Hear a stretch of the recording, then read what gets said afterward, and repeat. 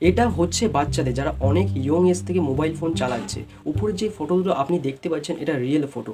রোহান ও আনাঘার। রোহানের যখন 9 বছর বয়স হয় তখন তার বাবা মা তাকে আই স্পেশালিস্টের কাছে নিয়ে যায়, কারণ তার বাবা মা লক্ষ্য করে যে তার ডান চোখটা একটু ভেতরের দিকে মুড়ে যাচ্ছে। ডায়াগনোজ করার পর এটা ধরা পড়েছে রোহানের ইসোট্রোপিয়া হয়েছে। আর এটা আমার কথা না, ডক্টর স্নেহাল ঠাকরে একথা বলেছে বেশিরভাগ ছোট বাচ্চাদের প্রবলেম হচ্ছে কোভিডের পর থেকে। এবার এটা কেন হয় সেটাও জেনে নিই। যখন কোনো ছোট বাচ্চা স্কিন দেখে তখন সে চোখের পাতা ফেলে না, একভাবে তাকিয়ে থাকে। যদি সে চোখের পাতা না ফেলে তবে চোখের ড্রাইনেস হওয়া শুরু হয়ে যায়। আর ছোটবেলায় বাচ্চাদের চোখের স্নায়ু ডেভেলপ হয় না।